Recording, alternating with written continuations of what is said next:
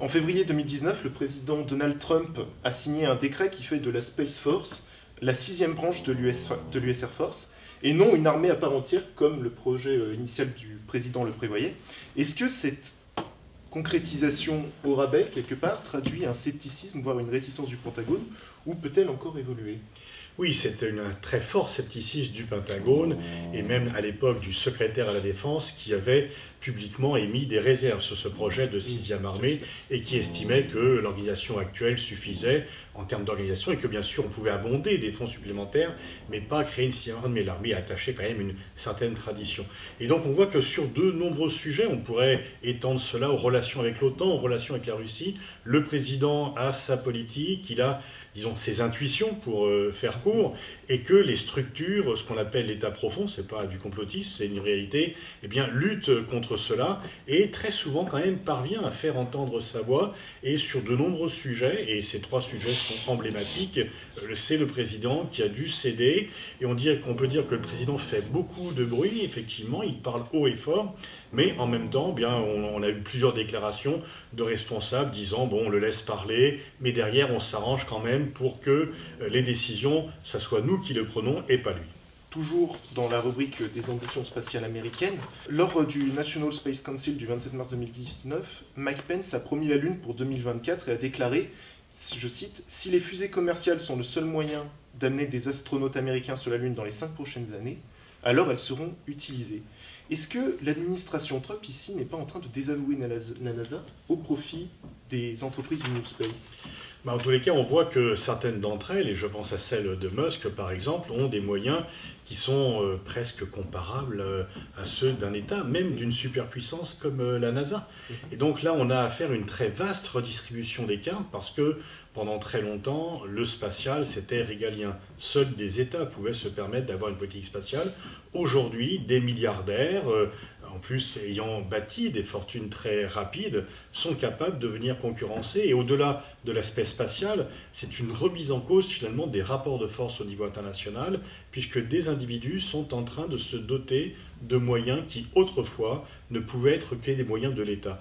Donc c'est une question bien sûr très importante pour quelqu'un comme vous qui s'intéresse à la question spatiale, mais plus largement c'est une question importante quand on parle de la redistribution du pouvoir et de l'équilibre du pouvoir entre les États et non même pas des firmes multinationales, parce que là c'est vraiment un individu qui décide, pour des critères qui lui sont propres, de se lancer dans une politique régalienne.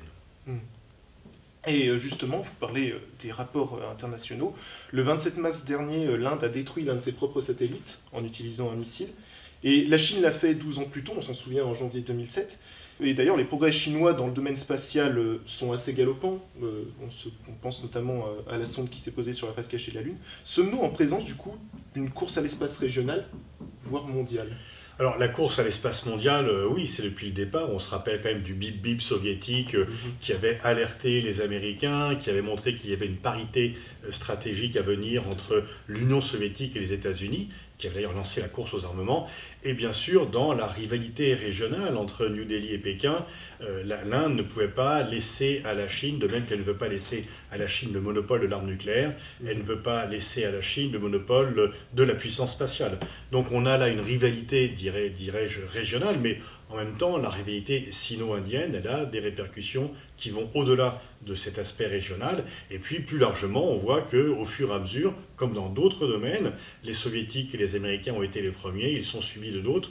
Et ce qui s'est passé en termes de prolifération nucléaire se produit également sur le plan spatial.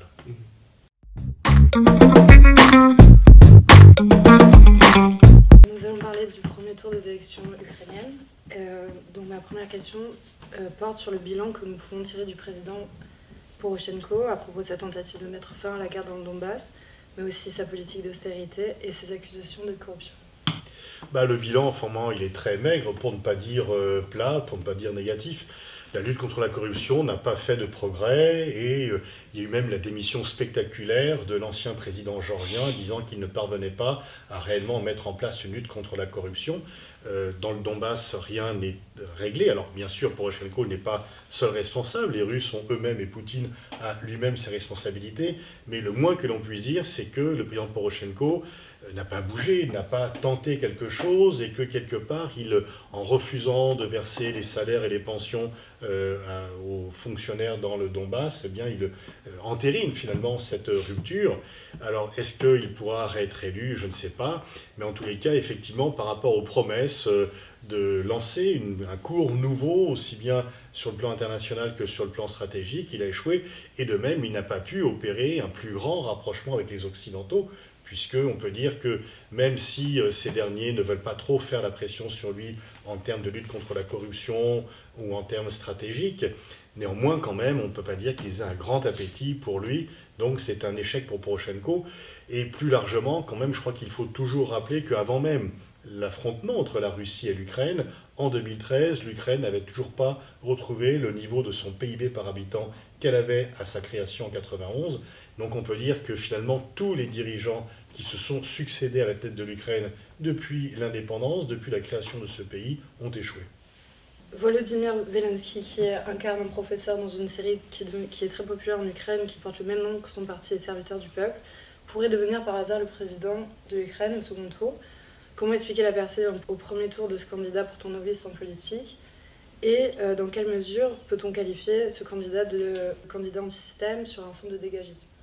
Oui, effectivement, il profite de l'ambiance dégagiste parce qu'en fait, et on peut comprendre les Ukrainiens qui ont envie de dégager tous les candidats qui ont exercé des responsabilités, qu'il s'agisse de M. Poroshenko, qu'il s'agisse de Mme Tymoshenko, qui tous finalement ont quand même à la rencontre de graves accusations de corruption.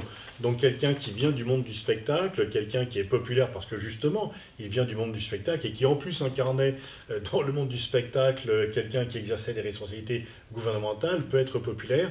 Est-ce qu'il peut apporter des solutions aux problèmes auxquels l'Ukraine est confrontée? C'est loin d'être certain. Et les électeurs ukrainiens risquent une fois de plus d'être déçus de cela, ce qui risque de faire une montée de l'extrême droite en Ukraine. Et donc on voit malheureusement qu'il n'y a pas une alternative politique claire et cohérente, et que les gens qui viennent du spectacle et qui ont un programme pour le moins faible peuvent apparaître comme sympathiques pour faire bouger les choses et pour faire prendre conscience, mais disons que généralement dans l'histoire, lorsqu'ils ont exercé des responsabilités gouvernementales, ça n'a pas été vraiment une réussite. Une loi inscrivant l'entrée dans l'OTAN et l'Union européenne comme deux objectifs stratégiques et irréversibles de la constitution ukrainienne a été récemment votée au Parlement ukrainien. Originaire du sud-est russophone, Zelensky ne se reconnaît pourtant pas dans le projet nationaliste et a fait savoir récemment qu'il était nécessaire de renégocier avec la Russie. Quelles conséquences aurait son élection au second tour sur le conflit dans le Donbass? En fait, c'est vraiment là un peu une boîte de Pandore parce qu'il y a des déclarations, mais que fera-t-il? Par qui va-t-il s'entourer? Quelles seront les forces autour de lui qui vont exercer une influence sur lui? Tout ceci est encore très obscur et peu clair. Il est certain que l'Ukraine doit avoir des relations avec la Russie et avec les Occidentaux. Pascal Lamy, qui est difficilement présenté quand même comme un agent de Poutine, a dit qu'il y a des pays comme ça qui sont duals. Le Mexique a besoin d'être à la fois nord-américain et latino-américain, la Turquie asiatique et européenne, et l'Ukraine ne peut ni se couper de l'Europe occidentale, mais non plus se couper de la Russie. Alors, est-ce qu'un président sera capable de renouer le fil avec la Russie? Est-ce que Poutine sera assez intelligent pour accepter un dialogue? Est-ce que l'opinion publique ukrainienne, qui est quand même très remontée contre la Russie, sera prête à l'entendre? Ça fait beaucoup, effectivement, de conditions, mais il n'y aura pas de sortie de crise sans réconciliation entre l'Ukraine et la Russie. Et on peut même dire que la perspective d'une adhésion de l'Ukraine à l'Union européenne et à l'OTAN est également conditionnée par ce type de réconciliation.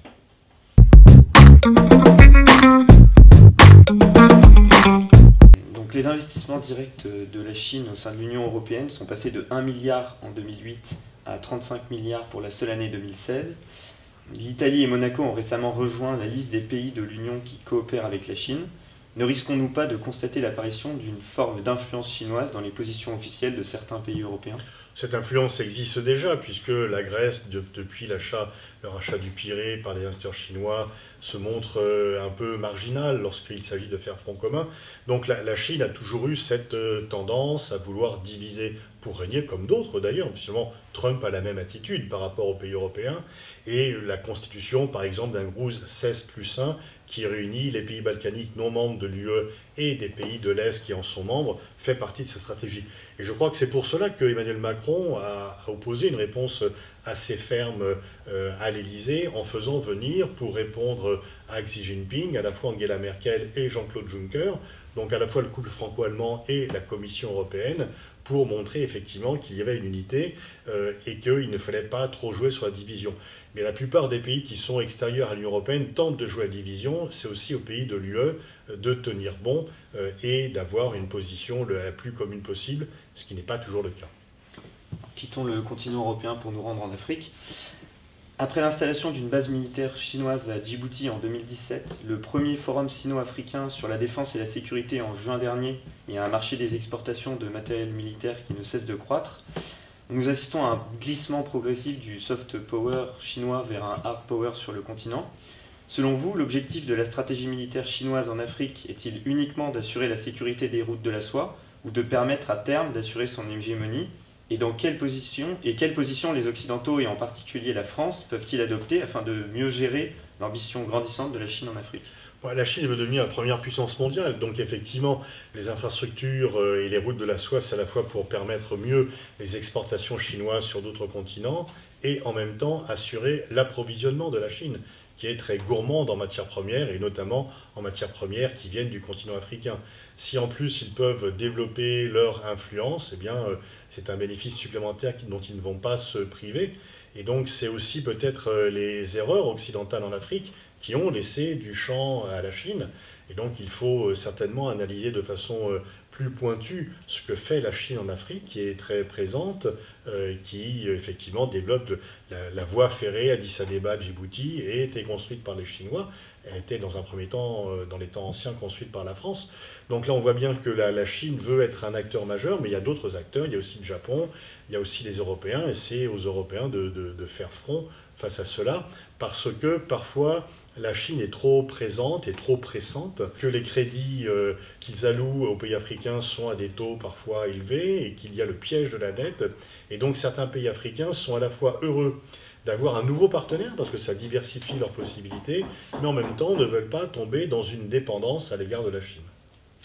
Donc comme vous l'avez dit, l'objectif est clairement établi, devenir la première puissance mondiale à horizon 2049, date du centenaire de la République populaire de Chine. Si elle y parvient, quels seront les principaux enjeux d'un monde dirigé par le Parti communiste chinois, dont le fonctionnement et l'organisation, 90 millions de membres, 10 millions de cadres et 2300 délégués, est très peu connu en dehors du dirigeant Xi Jinping? Oui, mais enfin, ça, bon, le Parti communiste chinois, enfin, c'est pas tellement les 90 millions de membres qui dictent la politique du parti, ça va plutôt du bas en haut que l'inverse. Et il n'est même pas certain que la Chine attende 2049 pour devenir la première puissance mondiale. On peut faire confiance à Xi Jinping pour accélérer le calendrier, pour y aller plus tôt, peut-être en 2044 pour le 200e anniversaire des traités inégaux, ou même lui doit avoir le secret espoir que cela puisse survenir une fois qu'il est au pouvoir pour devenir encore plus un rôle historique. Mais en tous les cas, pour beaucoup de monde, effectivement, la question n'est pas de savoir si la Chine va être la première puissance mondiale, mais de savoir quand est-ce qu'elle va la devenir. Et on a effectivement ce régime qui est un régime autoritaire, avec en même temps une opinion publique qui existe et qui, sur certains points, pas sur tous, peut se faire entendre, mais avec effectivement un contrôle du parti qui est également renforcé par les réseaux sociaux. En conclusion, comment voyez-vous l'évolution du régime dans les prochaines années? Et pour reprendre le titre de l'ouvrage de Jean-Pierre Cabestan, Demain la Chine, démocratie ou dictature? Alors, démocratie, il y a eu beaucoup l'espoir que le développement des réseaux sociaux allait permettre à chacun de s'exprimer et allait développer une société civile complètement libre, comme on l'a vu dans d'autres pays. Les dirigeants chinois essaient au contraire de mieux contrôler la population par les réseaux sociaux, donc c'est un peu cela. Ce que l'on peut dire, et c'est un peu la conclusion dans son excellent livre que fait Jean-Pierre Cabestan, démocratie, certainement pas, parce qu'il y a un contrôle du parti et que le parti a peur que le pays en tant que tel ne soit plus vraiment contrôlé si chacun pouvait s'exprimer, ils veulent continuer, mais en même temps, la société civile se fait un peu plus entendre qu'auparavant, et pour l'instant, en tous les cas, les Chinois sont contents parce que, en réalité, il n'y a pas une exigence de démocratie dans la majorité de la population chinoise. Il y a une exigence de croissance économique, et parfois le système autoritaire est vu comme la garantie de cette croissance. Alors, il y a une demande de démocratie dans certaines élites, chez certains intellectuels, mais elle est plus revendiquée en fait à l'étranger qu'en Chine elle-même. Donc, combien de temps les Chinois accepteront cela? Ça, c'est une autre question.